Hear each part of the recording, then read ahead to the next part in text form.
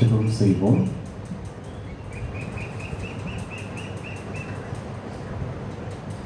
கர்த்தரை துதியுங்கள், அவர் நல்லவர், அவர் கிருபை என்றும் உள்ளது. சேனைகளின் கர்த்தாவே, உமது வாசஸ்தலங்கள் எவ்வளவு இன்பமானவைகள். அன்பர்லகு பிதாவே, இந்த மன மகிழ்ச்சியான இந்த காலை வேளைக்காக தேவனுக்கு நன்றி செலுத்துகிறோம். இந்த புதிய நாள் காணும்படி எங்களுக்கு ஆண்டவர் செய்த கிருபைக்காய் ஸ்தோத்திரம். காலைதோறும் உமது கிருபைகள் புதிதாக இருக்கிறது என்று பார்க்கிறோம். அடுத்த புதிய கிருபைகளினால் எங்கள் ஒவ்வொருவரையும் நிரப்புவீராக. ஆலயத்தின் நன்மையினால் ஒவ்வொருவரையும் நிரப்பி அனுப்பும். நாளிற்குரிய ஆசீர்வாதங்களை அடுத்த கிருபைகளை பெற்றுச் செல்ல அதற்கு கிருபை செய்வீராக. ஆராதனையில் பரிசுத்த ஆவியானவர் பிரசன்னராய் மகிமைப்படும் எங்களோடு கூட பேசும். இயேசுவின் நாமத்தில் ஜெபிக்கும் நல்ல பிதாவே, ஆமென். ஆராதனை காரணமாகவும் தேவ நாம மகிமைக்காக நம்ம அவர் மனித நின்று கீதங்களும் கீர்த்தனைகளும் 488வது பாடலை பாடுவோம். ரட்சா பெருமானை பாடும் புண்ணிய பாதம் அப்படின்னா கீதங்களும் கீர்த்தனைகளும் 488வது பாடலை பாடுவோம்.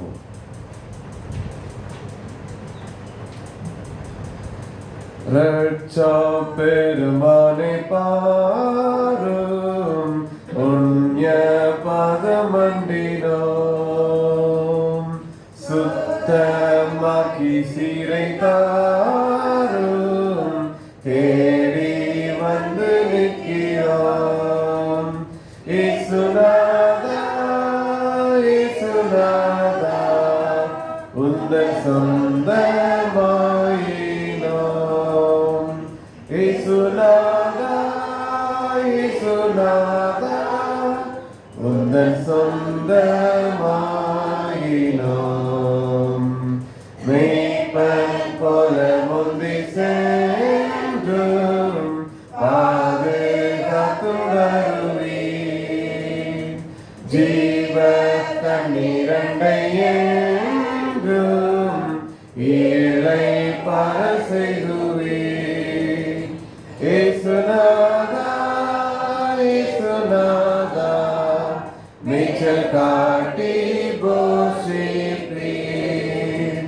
இயேசுநாதா இயேசுநாதா மேய்ச்சல் காட்டி போஷிப்பீர். நீதி பாதை தவறாமல் நேசமாய் நடத்துவீர். மோசம் பயமும் இல்லாமல் தங்க செய்து தாங்குவீர். இயேசுநாதா இயேசுநாதா ஒரு போதும் கைவிடீர்.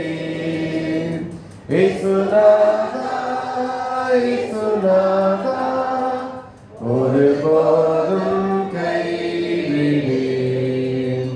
ஜீவ கால பரியந்தம் மேய்த்தும் காத்தும் வருவீர்.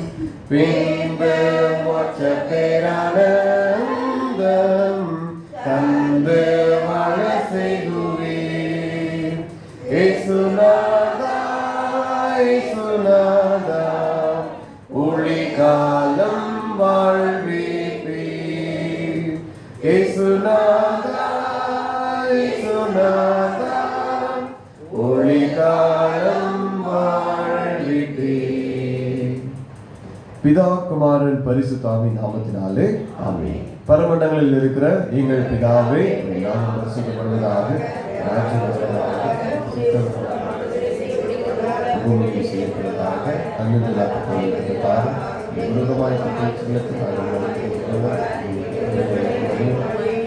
சோதனைகளை செய்யப்படாமல் தீமையை செய்யப்படும் ராஜ்யம் ஆமென். சங்கீதம் 51 முறை முறையாக வாசிப்போம். சங்கீதம் 51. தேவனே, உமது கிருபையின்படி எனக்கு இரங்கும், உமது மிகுந்த இரக்கங்களின்படி என் மீறுதல்கள் நீங்க என்னை சுத்திகரியும். என் மீறுதல்களை நான் அறிந்திருக்கிறேன், என் பாவம் எப்பொழுதும் எனக்கு முன்பாக இருக்கிறது.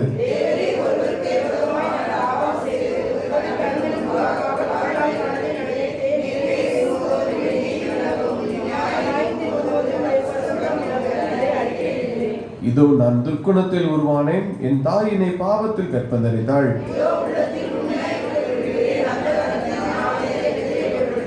நீர் என்னை ஈசோப்பினால் சுத்திகரியும், அப்பொழுது நான் சுத்தமாவேன். என்னை கழுவியருளும், அப்பொழுது நான் உறைந்த மழையிலும் வெண்மையாவேன்.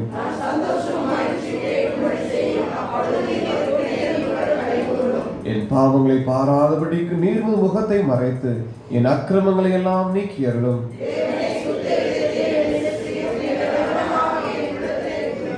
உமது சமூகத்தை விட்டு என்னை தள்ளாமலும் உமது பரிசுத்த ஆவியை என்னிடத்திலிருந்து எடுத்துக்கொள்ளாமலும் இரும்.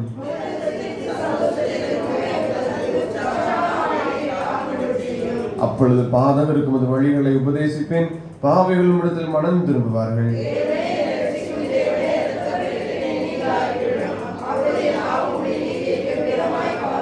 ஆண்டவரே, என் உதடுகளை திறந்தருளும், அப்பொழுது என் வாயுமுடி புகழை அறிவிக்கும்.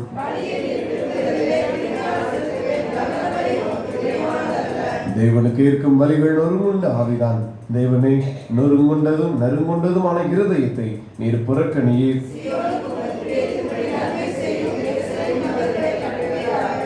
செய்து வாசிப்போம். அப்பொழுது தகன பலியும் சர்வாங்க தகன பலியும் ஆகிய நீதியின் வழியிலே பிரியப்படுவேன். அப்பொழுது உங்கள் பீடத்தின் மேல் காளைகளை வருவார்கள். பிதாவுக்கும் குமாரனுக்கும் பரிசுத்த ஆவிக்கு மகிமை உண்டாவதாக.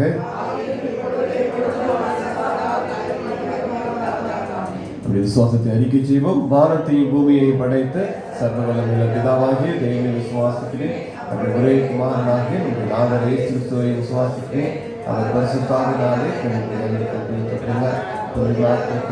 பாடுபட்டு சிறிய மறைத்து அடக்கம் நம்முடைய பாதாளத்தில் மூன்றாம் மறைத்தோடு எழுதினார். பரமலத்திற்கு சட்ட வல்லமையுள்ள பிதாவாகிய தேவனை விசுவாசிக்கிறார். அவர்கள் தன்னுடைய மறுத்து நியாயம் கொள்வார். பரிசுத்தாவியை விசுவாசித்து பரிசுத்த சபை பரிசுத்தாவினை பாவமளிக்கும் செய்த முயற்சித்து நித்திய ஜீவன் என்று விசுவாசிக்கிறேன். தேசக்காரர்கள்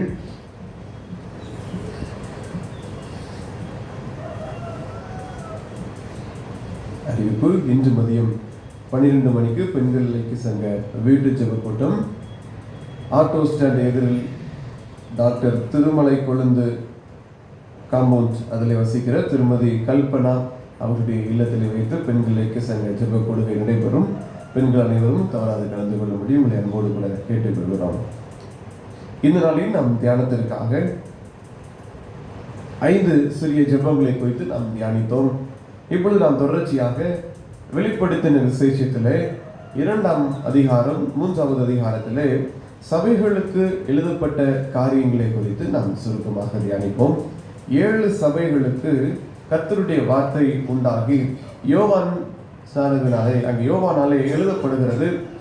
யோவானுக்கு வெளிப்படுத்தின ஒரு காரியத்தை பரிசுத்த ஆவியினால் சொல்லப்பட்ட வெளிப்படுத்தப்பட்ட அந்த காரியத்தை பார்த்ததை எழுது என்று சொல்லி அவர் தானாய் கற்பனையாய் எழுதினதல்ல, ஒரு உண்மை காரியத்தை எழுதப்பட்டதாக தான் இந்த விசேஷம் இருக்கிறது. ஆகவே 1வது அதிகாரத்தினுடைய கடைசி வசனத்தை நாம் பார்க்கிறோம். 11ஆம் வசனத்தை எடுத்து வாசிப்போம். 1ஆம் அதிகாரம் 11ஆம் வசனம்.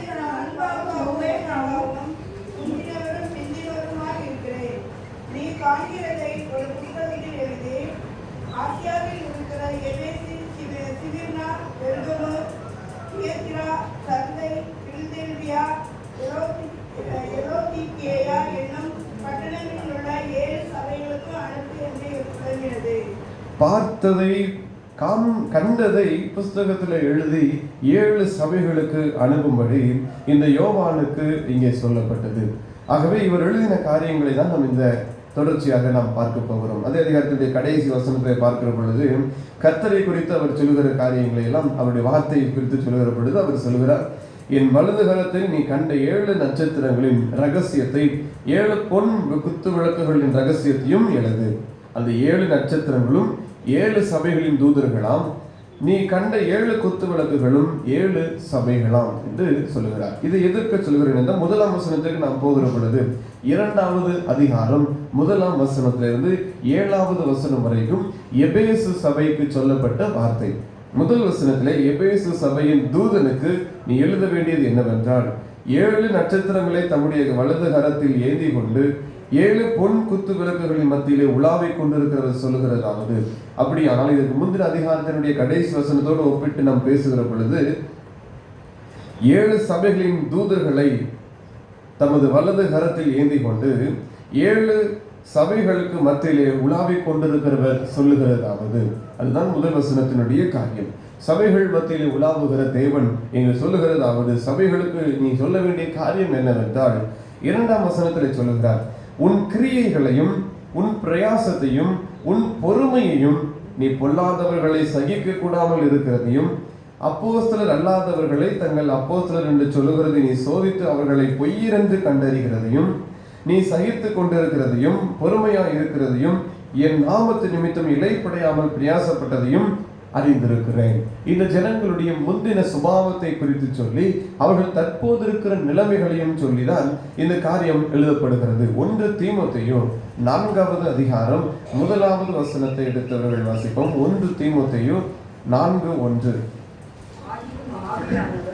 வெளிப்படையாய் சொல்லுகிறபடி பிற்காலங்களிலே மனசாட்சியில் சூழ்ந்த பொய்யுடைய மாயத்தினாலே சிலர் வஞ்சிக்க ஆவிகளுக்கும் விசுவாசிகளின் உபதேசங்களுக்கும் செவி கொடுத்து விசுவாசத்தை விட்டு விலகி போவார்கள். ஆகவே இப்படி மாயமான காரியங்களுக்கு வஞ்சிக்கிற ஆவிகளுக்கு செவி கொடுத்து விசுவாசத்தை விட்டு விலகி போன ஜனங்களாய் எபேசு ஜனங்கள் இருந்தார்கள். ஆரம்பத்திலே கர்த்தரோடு கூட அநேக காரியங்களை பெற்றிருந்தார்கள், ஐக்கியப்பட்டிருந்தார்கள். ஆனால் போக போக இவருடைய நிலைமைகள் மிகவும் மோசமானதாக மாறினது. விசுவாசத்தை விட்டு விலகி போனார்கள், தங்கள் யோசனையின்படி நடந்தார்கள். யாக்கோபு 5வது அதிகாரம் 19-20 வசனம். யாக்கோபு 5. சகோதரரே, உங்களில் ஒருவன் சத்தியத்தை விட்டு விலகி மோசம் போகும்போது மற்றவர்கள் அவனை திருப்பினால் தப்பிப்போன மார்க்கத்தினின்று பாவியை திருப்புகிறவன் ஒரு ஆத்மாவை மரணத்திலிருந்து ரட்சித்து திரளான பாவங்களை மூடுவான் என்று அறியப்பட்டவன். இப்படி சத்தியத்தை விட்டு விலகி மோசம் போனார்கள். முதலாவது விசுவாசத்தை விட்டு விலகி போனார்கள், 2வது சத்தியத்தை விட்டு மோசம் போனார்கள். எபேசு பட்டணத்து ஜனங்கள் கர்த்தருடைய வழிகளை விட்டு விலகி போன ஜனங்கள், அவர்களுக்கு எழுதப்பட்ட காரியங்கள் தான் இவைகளாக இருக்கிறது. ஆனால் முதலில் எபேசு சபையை குறித்து பார்க்கிற பொழுது ஆவியிலே தேறின ஜனங்களாக இருந்தார்கள். ஆவிக்குரிய வாழ்க்கையில விஷயத்திலே அவர்கள் தேறினவர்களாக இருந்த ஜனங்கள் தான் எபேசு பட்டணத்து ஜனங்கள். காரணம், பவுல் அந்த அளவுக்கு அவர்கள் மத்தியிலே அவருடைய வார்த்தையை ஊழியமாய் அவர்கள் செய்தது நிமித்தமாக அங்கு அந்த அளவுக்கு ஒரு பெரிய பலனை பார்க்க முடிந்தது. அப்போஸ்தலர் நடவடிக்கைகள் 18வது அதிகாரம் 19ஆம் வசனம். அப்போஸ்தலர் 18:19.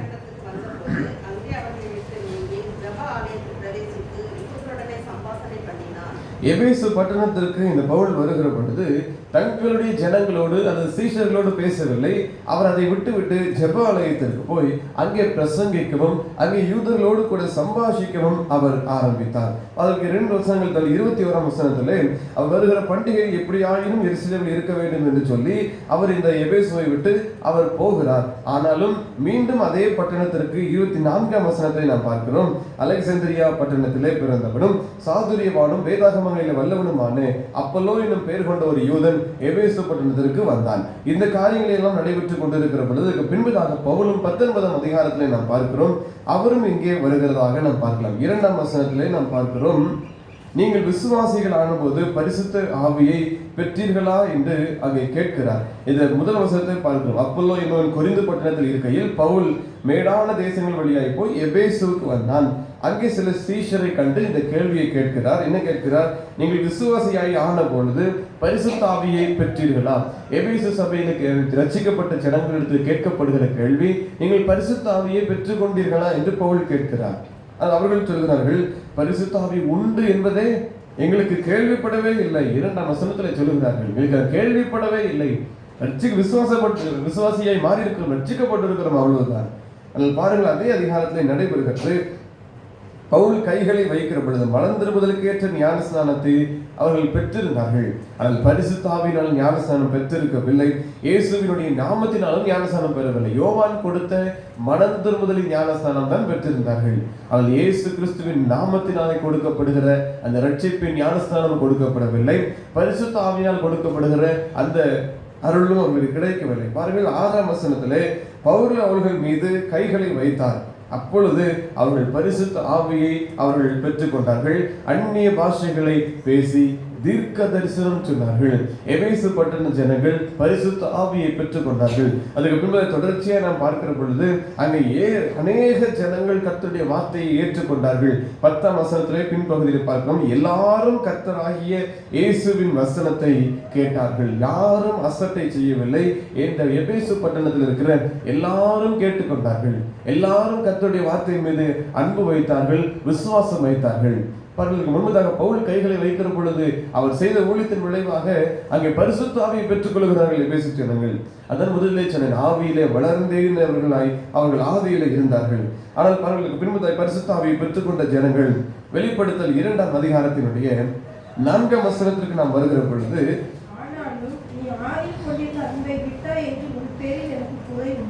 நீ ஆதியில் கொண்டிருந்த அன்பை விட்டாய் என்று உன் பேரில் எனக்கு குறை உண்டு.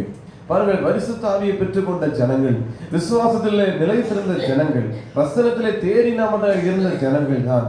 ஆனால் வரவர்களுடைய வாழ்க்கைக்கு போக போக அவர்கள் தன்னுடைய சொந்த காரியங்கள் வந்தது. விசுவாசத்தை விட்டு இழந்து போனார்கள், விசுவாசத்தை விட்டு வழி விலகி போனார்கள்.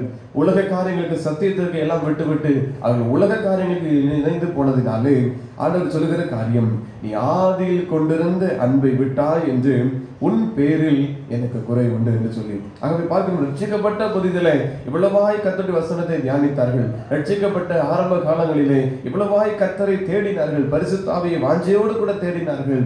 ஒரு முறைதான் யோவானால் மனம் திரும்புதலுக்கு ஏற்ற ஞானஸ்நானத்தை பெற்றவர்கள்.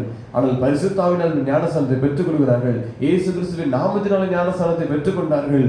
அவர்கள் வளர்ந்தேறின ஜனங்களாய் இருந்தவர்கள்.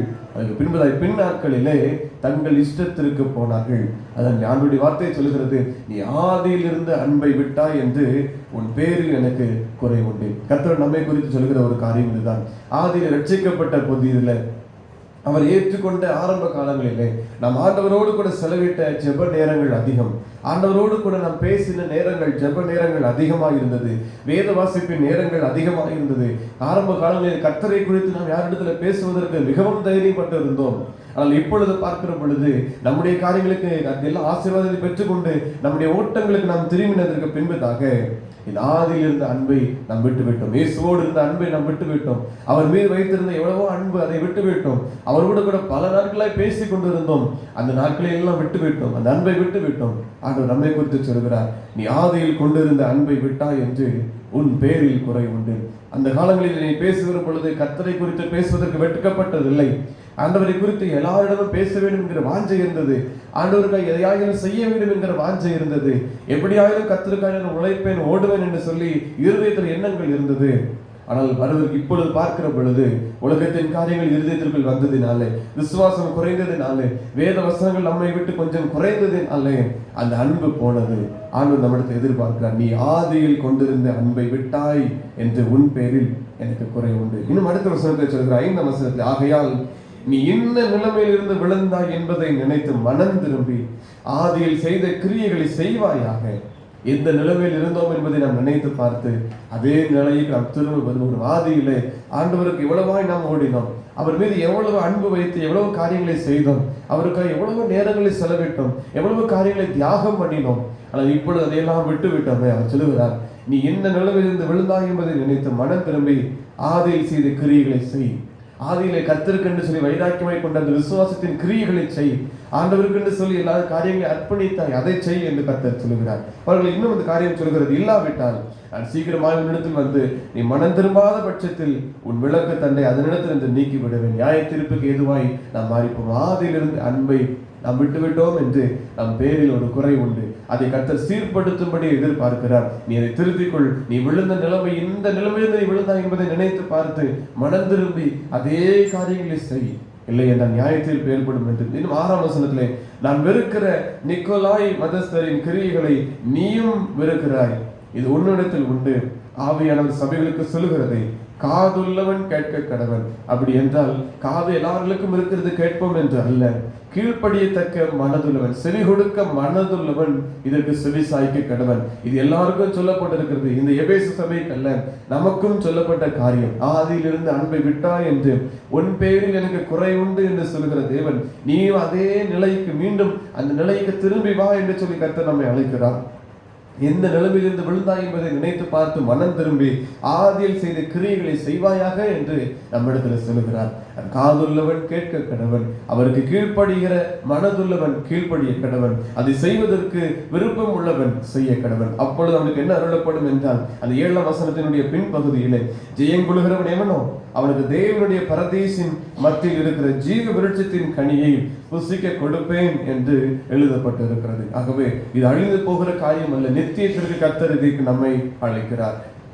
எபேசியர் 5ஆம் அதிகாரம் 5ஆம் வசனம். எபேசியர் 5ஆவது அதிகாரம் 5ஆவது வசனம். விபச்சாரக்காரனாவது, அசுத்தனாவது, விக்கிர ஆராதனைக்காரனாகிய பொருளாசைக்காரனாவது தேவனுடைய ராஜ்யமாகிய கிறிஸ்துவின் ராஜ்யத்திலே சுதந்திரம் அடைவதில்லை என்று அறிந்திருக்கிறீர்களே. இந்த ஜனங்களுக்கு சொல்லுகிற பொழுது, எபேசு ஜனங்களுக்கு சொல்லுகிற பொழுது அவருடைய நிலைகளை குறித்து அவர் உணர்த்துகிறார். ஆக இப்படிப்பட்ட பொல்லாங்கான பாவங்களை நீங்கள் செய்து கொண்டு தங்கள் யோசனைகளின்படி உங்கள் கிரியைகளின்படி நீங்கள் செய்திருந்தீர்கள். இன்னும் அந்த 6ஆம் வசனம் 7ஆம் வசனம் பார்த்தால் இப்படிப்பட்ட அநேக தவறான காரியங்கள் உங்களுக்குள் இடம்பெற்றது. ஆகவே எச்சரிக்கையாயிருங்கள். தேவ ராஜ்யத்திற்குள் இப்படிப்பட்ட காரியங்களோடு இப்படிப்பட்ட பாவங்களோடு நீங்கள் பிரவேசிக்க முடியாது என்று சொல்கிறதை நாம் பார்க்கலாம். அப்போஸ்தலர் நடபடிகள் 20ஆவது அதிகாரம் 28ஆம் வசனம் முதல் நாம் இங்கே பார்க்கிற பொழுது, சீய இரத்தத்தினாலே சம்பாதித்துக் கொண்ட தமது சபையை மேய்ப்பதற்கு பரிசுத்த ஆவியை உங்களை கண்காணிகளாக வைத்த மந்தை முழுவதையும் குறித்து எச்சரிக்கையாயிருங்கள் என்று சொல்கிறார். ஆகவே இவர்களும் கூட, இந்த ஜனங்களும் ஆதியிலே கர்த்தரோடு கூட வாழ்ந்தவர்கள் தான். ஆதியிலே கர்த்தர் மீது அவ்வளவாய் அன்பு வைத்தவர்கள், பரிசுத்த ஆவியை பெற்றவர்கள், மனம் திரும்பின ஜனங்கள், வசனத்தை கை கொண்டு அநேக எழுப்புதல் உண்டாச்சு அவர்கள் மத்தியிலே. ஆனால் போக போக அவங்க எல்லாவற்றையும் விட்டு விட்டு தங்கள் சொந்த காரியங்களுக்கு போனார்கள். பாருங்கள், பின்பு 2 வசனங்களிலே, உங்களில் சிலர் எழும்பி சீஷர்களை தங்களிடத்தில் இழுத்துக் கொள்ளும்படி மாறுபாடானவைகளை போதிப்பார்கள் என்று அறிந்திருக்கிறேன். இன்னும் ஆனபடியினால் நான் 3 வருஷ காலமாக இரவும் பகலும் கண்ணீரோட இடைவிடாமல் அவனவனுக்கு புத்தி சொல்லிக் கொண்டிருப்பதை நினைத்து விழித்திருங்கள். எபேசு ஜனங்களுக்கு சொல்லப்பட்ட காரியம், நீங்கள் விழித்திருங்கள், நீங்கள் விழித்திருக்க வேண்டும். 17ஆம் வசனத்திலிருந்து பார்க்கிறோம். அவர் அங்கே இந்த சபையின் மூப்பர்களுக்கு அவர் வரவழைத்து அவர்களுக்கு சொல்லப்பட்ட காரியம்னா இதெல்லாம் தொடர்ச்சிய. நீங்கள் விழித்திருங்கள். சிலர் வந்து உங்கள் மத்தியில் தங்களுடைய போதகங்களை வைப்பார்கள், ஆனால் ஆதியில் கொண்டிருந்த அன்பை மாத்திரம் விட்டுராதீர்கள். கர்த்தரை பிடித்துக் கொள்ளுங்கள், விழித்திருங்கள் என்று சொல்லப்பட்ட காரியம், அதையெல்லாம் விட்டு விட்டார்கள். 19ஆம் அதிகாரத்தில் 20ஆம் அதிகாரத்தினுடைய 19ஆம் வசனத்திலே நாம் பார்க்கிறோம், வெகு மனத்தாழ்மையோடும் மிகுந்த கண்ணீரோடும் யூதருடைய தீமையான யோசனைகளால் எனக்கு நேரிட்ட சோதனைகளோடு நான் கர்த்தரை சேவித்தேன். பிரயோஜனமானவைகளில் ஒன்றையும் நான் உங்களுக்கு மறைத்து வைக்காமல் வெளியரங்கமாக வீடுகள் தோறும் உங்களுக்கு பிரசங்கித்து உபதேசம் பண்ணினேன் என்று பவுல் சொல்லுகிறார். ஆகவே பவுல் மூலமாய் இந்த எபேசு பட்டணத்தில் மிகப்பெரிய ஒரு ஊழியம் செய்யப்பட்டது. நன்மையான காரியங்கள் ஒன்றையும் அவர் மறைத்து வைக்கவில்லை. கண்ணீரோடு மிகுந்த கஷ்டத்தோடும் உங்கள் மத்தியில் நான் அந்த ஊழியத்தை செய்தேன் என்று சொல்லுகிறார். இவ்வளவு காரியங்கள் வெளியரங்கமாய் வீடுகள் தோறும் அவர் பிரசங்கித்திருந்தாலும் இது ஆதியில் கொண்டிருந்த அன்பு விடப்பட்டது. நாமும் எவ்வளவோ நன்மைகளை நாம் பெற்றிருந்தாலும், எவ்வளவோ ஆசீர்வாதங்களை கத்தெடுத்து பெற்றிருந்தாலும், எவ்வளவோ பாவ மன்னிப்புகளையும் கத்தெடுத்து நாம் பெற்றுக் கொண்டிருந்தாலும், இந்த ஆதியில் இருந்த அன்பை நாம் இப்பொழுது விட்டுவிட்டோம்.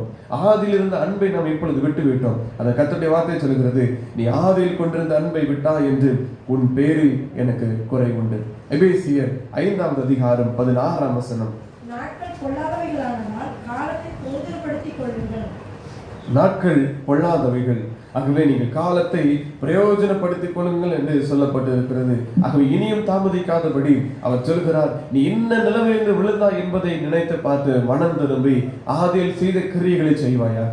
ஆதியில கர்த்தர் மீது வைத்திருந்த விசுவாசம், அவர் மீது வைத்திருந்த நம்பிக்கை, அவர் மீது வைத்திருந்த அன்பு, அதே கிரியை மீண்டும் நீ செய்வாயாக என்று எபேசியர் 3ஆவது அதிகாரம் 16ஆம் வசனம்.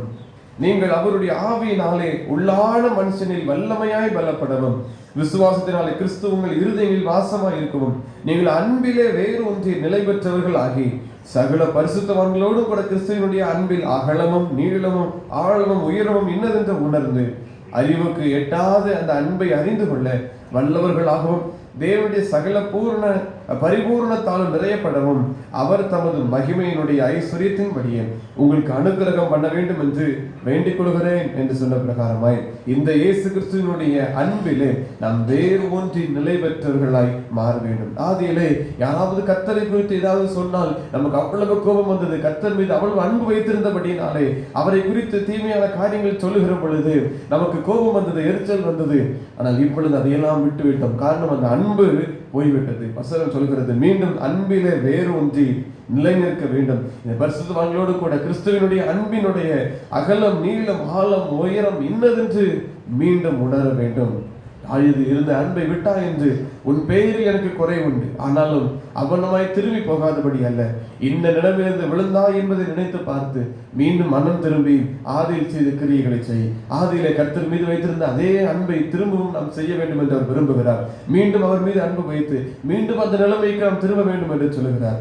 வாக்கு தத்துவம் சொல்லப்பட்டிருக்கிறது, நீங்கள் திரும்புவீர்கள். ஆனால் 7வது வசனத்திலே விரையும் கொள்கிறவன் எவனோ அவனுக்கு தேவனுடைய பரதீசின் மத்தியில் இருக்கிற ஜீவ விருட்சத்தின் கனியை புசிக்க கொடுப்பேன், நித்தியம் வாழ்வு உங்களுக்கு உண்டு என்று சொல்லி சபைகளுக்கு எழுதுகிற காரியத்தை பார்க்கலாம். ஆகவே மீண்டும் அதே நிலைமைக்கு, மீண்டும் அதே பரிசுத்த வாழ்வுக்கு, ஆண்டவர் ரட்சிக்கப்பட்ட பொழுதிலே ஆண்டவர் மீது வைத்திருந்த அதே அன்புக்கு, அதே நல்ல கிரியைகளுக்கு, ஆண்டவருக்காக நீ வைராக்கியம் கொண்டிருந்த காரியங்களுக்கு மீண்டும் திரும்ப வேண்டும் என்பதை ஆண்டவர் நம்மிடத்தில் அழைக்கிறார். இந்த 2 நாட்களிலே நம்முடைய பழைய நிலைகளை நாம் நினைத்து பார்க்க வேண்டும்.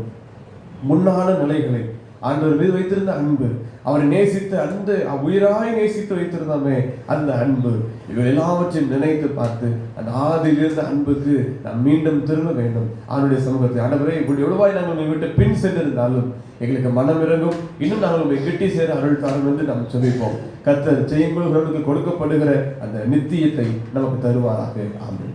தலைகளை தாழ்த்தி ஜெபிப்போம். அன்பின் கர்த்தாவே,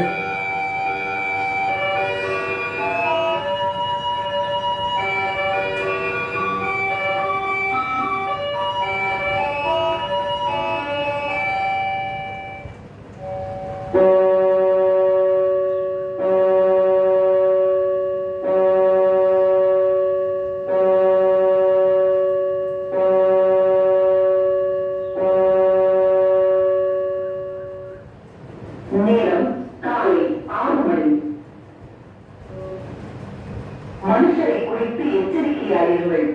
மத்தேயு 10ஆம் அதிகாரம் 17ஆம் வசனம். அன்பின் கர்த்தாவே, எபேசு சபைக்கு எழுதப்பட்ட இந்த காரியங்களை நாங்கள் தியானிக்க ஆண்டவர் கொடுத்த கிருபைக்காய் ஸ்தோத்திரம். ஆண்டவரே, சபைகள் மத்தியிலே உலாவுகிற தேவன் எழுதுகிற காரியத்தை நாங்கள் பார்க்கிறோம். எங்கள் மத்தியிலே உலாவுகிற தேவன் எழுதுகிற காரியத்தை நாங்கள் பார்க்கிறோம். ஆண்டவரே, எங்களுடைய பழைய கிரியைகளுக்கு நாங்கள் ஆண்டவரே எல்லாவற்றையும் விட்டு ஆண்டவரே தீமையான காரியங்களுக்கு நாங்கள் இடம் கொடுத்த காரியத்தை குறித்து நீர் வருந்துகிறீர். ஆண்டவரே, எவ்வளவோ காரியம் மற்றவர்களை குறித்து நாங்கள் தியானித்துக் கொண்டு, மற்றவர்களை குறித்து நாங்கள் பேசிக்கொண்டு, எங்கள் வாழ்வை நாங்கள் இழந்த போதினாலே, எங்கள் வாழ்க்கையினுடைய பரிசுத்தத்தை நாங்கள் இழந்து போனதை குறித்து சபைகள் மத்தியில் உலாவுகிற தேவன் நீ துக்கமடைந்து இருக்கிறேன். ஆண்டவரே, நாங்கள் ஆதியிலிருந்து அன்பை விட்டுவிட்டு, ஆதியில கர்த்தருக்கென்று செய்த வைராக்கியம் எல்லாவற்றையும் விட்டுவிட்டு, அவருக்காய் செய்த எல்லா ஓட்டத்தையும் நாங்கள் விட்டுவிட்டு, ஆண்டவரே எங்கள் தங்கள் ஜென்ம சுபாவத்தை நாங்கள் தரித்து கொண்ட காரியத்தை குறித்து சபைகள் மத்தியில் உலாவுகிற தேவன் ஆண்டவரை துக்கித்துக் கொண்டிருக்கிறதை நாங்கள் பார்க்கிறோமே. ஆண்டவரே, ஆதியில் கொண்டிருந்த அன்பை நீ விட்டாய் என்று, உன் பேரில் எனக்கு குறை உண்டு என்று சொல்லுகிற தேவன், ஆண்டவரே ஆதியில் எவ்வளவாய் அவர் மீது அன்பு இருந்தது, ஆதியில் எவ்வளவாய் பரிசுத்தத்தை நாங்கள் காத்து கொண்டிருந்தோம். ரட்சிக்கப்பட்டு ஆண்டவரோடு கூட வாழ துவங்கின பொழுது வேத வாசிப்பு எந்த அளவுக்கு இருந்தது, காலையும் மாலையும் எப்போதும் ஜெபம், கர்த்தரோடு கூட பேசுகிற ஐக்கியம் என்று சொல்லி அவர் மீது அவ்வளவு அன்பு, அவர் மீது அவ்வளவு பிரியம், அவருக்காக ரத்தம் செஞ்ச காரியத்தை குறித்து எவ்வளவாய் தியானித்து அவர் மீது அவ்வளவு அன்பு. ஆனால் ஆண்டவரே, பெற்ற ஆசீர்வாதங்களில் அநேக ஆசீர்வாதங்களை பெற்றுக் கொண்டிருக்கிற பின்பதாக இந்த அன்பு அவரை குறைந்து விட்டது. இந்த ஆதியிலிருந்து அன்பு விட்டுவிடப்பட்டது. ஆதியில செய்த கிரியைகளை நாங்கள் விட்டுவிட்டோம். ஆண்டவரே, அதை மன்னிப்பீராக, அந்த குறைகளை மன்னிப்பீராக. நீ இந்த நிலைமையிலிருந்து விழுந்தாய் என்பதை நினைத்து மனம் திரும்பு என்று சொல்கிற தேவன், ஆண்டவரே உம்மை நேசிக்கிற நேசத்தை விட்டு நாங்கள் பின்தங்கின நிலைமைகள், உம்மை விட்டு நாங்கள் விட்டு உலகி ஓடின ஆண்டவரே காலங்கள் எல்லாவற்றையும் மன்னிப்பீராக. ஆண்டவரே, அதை மனம் திரும்பி நாங்கள் எந்த நிலைமையில் இருந்தோமோ அதே கிரியைகளை மீண்டும் செய்யத்தக்கதாய், ஆதியில் செய்த அதே நற்கிரியைகளை உமக்காய் நாங்கள் செய்யத்தக்கதாய் ஆண்டவர் கிருபை தருவீராக. இன்னும் அதிகமாய் கர்த்தரை கர்த்தரை தேடவும், இன்னும் முந்தியிலிருந்து ஆதியிலிருந்து அந்த நிலைமையை பார்க்கலாம் இன்னும் அதிகமாய் கர்த்தரை தேடவும், கர்த்தரை குறித்து எல்லா ஜனங்களுக்கும் வைராக்கியமாய் சொல்லவும் ஆண்டவர் கிருபை தருவீராக. ஆண்டவர் ரட்சிக்கப்பட்ட ஆரம்ப காலங்களிலே கர்த்தரை எப்படியாகிலும் யாருக்காவது சொல்ல வேண்டும், எப்படியாகிலும் ஜனங்களுக்கு பிரசித்தப்படுத்த வேண்டும் என்ற ஒரு வைராக்கியம் இருந்தது. ஆனால் ஆண்டவர் நாட்கள் செல்ல செல்ல அந்த ஜென்ம கிரியைகள் உள்ளே வந்ததினாலே அந்த அன்பை விட்டு விட்டோமே, ஆதியிலிருந்து அன்பை நாங்கள் விட்டு விட்டோமே. ஆண்டவரை மீண்டும் அதே கிரியைகளை செய்ய, அதே ஆதியிலிருந்து அன்பை நாங்கள் மீண்டும் செய்வதற்கு கிருபை செய்வீராக. கிறிஸ்துவனுடைய ஆண்டவரே இந்த பரிசுத்தவான்கள் வைத்திருக்கிற அந்த அன்பை போல எங்களுடைய அன்பும் பரிபூரணப்படட்டும். கிறிஸ்துவனுடைய அன்பினுடைய ஆழம், அகலம், நீளம், உயரத்தை நாங்களும் உணர்ந்து அதில் நிலைநிற்க கர்த்தர் கிருபை தருவீராக. மீது வைத்திருந்த அன்பை இவ்வளவாய் நாங்கள் விட்டு போனோம். ஆண்டவரே எங்கள் பாவங்களை மன்னிப்பீராக. இந்த உலக ஆசைக்காக, உலக சிற்றின்பத்திற்காக, உலக தேவைக்காக இயேசுவின் அன்பை நாங்கள் மறந்து போனோமே, அந்த காரியங்களை எல்லாம் மன்னித்தருளுவீராக. இயேசுவை நாங்கள் மறந்து விட்டோம், இயேசுவின் மீது வைத்த அன்பை மறந்து விட்டோம், இந்த உலகத்தை நோக்கி ஓட ஆரம்பித்து விட்டோம். ஆண்டவரே இந்த குற்றத்தை மன்னிப்பீராக. இதிலிருந்து நாட்களில் எங்களை அறிக்கை செய்கிறோம். ஆண்டவரே ஆதியிலிருந்து அன்பை விட்டோம் என்று ஆண்டவரே எங்கள் பேரில் ஒரு குறைவுண்டு என்று சொல்லி ஆண்டவரே சபைகள் மத்தியில் உலாவுகிற தேவன் ஆண்டவரே எங்களை குறித்து காண்கிற ஒரு துக்கம். ஆண்டவரே நாங்கள் மீண்டுமாய் இந்த நிலைக்கு திரும்புகிறோம். ஜெயம் கொள்ளுகிறவனுக்கு கொடுக்க அருளப்படுகிற அந்த நித்தியத்தை நாங்கள் பெற்றுக்கொள்ள அந்த கிருபை தருவீராக. பூரணமாய் உண்மையில் நாங்கள் அன்பு கூற கிருபை செய்க. ஆழமான ஆழியிலும் ஆழமான அன்பு உள்ள தேவன் ஆண்டவரே, உமது அன்பை நாங்கள் ருசி பார்க்கவும் அந்த அன்பில் நிலைத்திருக்கவும் கர்த்தர் கிருபை தருவீராக. வழி விலகி போகிற ஜனமாய் அல்ல, விசுவாசத்திலே குன்றி போகிற ஜனமாய் அல்ல, வார்த்தையை விட்டு விலகி போகிற ஜனமாய் அல்ல, நாங்கள் தொடர்ந்து உண்மை பின்பற்றவும் ஆண்டவரே வளர்ந்தேறவும் கர்த்தர் கிருபை செய்யுங்க. அன்பை ருசி பார்க்கணும், அன்பில் நிலைத்திருக்கணும். ஆதியிலிருந்து அன்பை விட்டாய் என்று ஒரு பேரில் எனக்கு குறைவுண்டு என்று சொன்ன தேவன் ஆண்டவரே இந்த குறைவை நிவர்த்தியாக கிருபை செய்யுங்க. அந்த அன்பில் மீண்டும் நாங்கள் இங்கு சேர ஐக்கியப்பட கிருபை செய்வீராக. எங்களை தாழ்த்தி ஒப்புக் கொடுக்கிறோம். இந்த நாளின் பணிகளை எங்களுக்கு ஆசீர்வதித்து தாரும். பிரயாணங்களை வாய்க்கப்படுங்க, சுகபலனோடு கர்த்தர் பாதுகாத்துக் கொள்ளுங்க. வேலை செலுத்துகிற கர்த்தருடைய கிருபை கூட இருப்பதாக.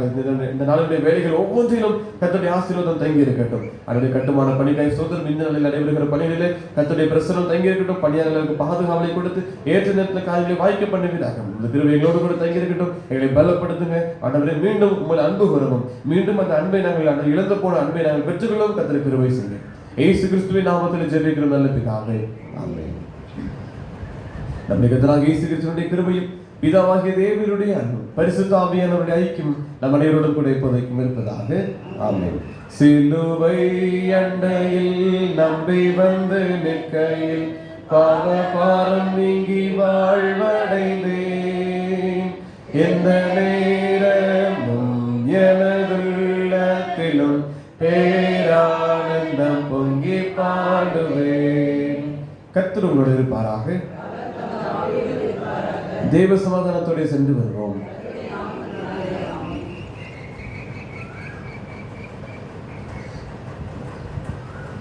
இப்போ வருகிற சனிக்கிழமை 2வது சனிக்கிழமை, ஆகவே உபவாச ஜெபம் காலை 10 மணி முதல் நம்ம ஆலயத்தில் வைத்து நடைபெறும்.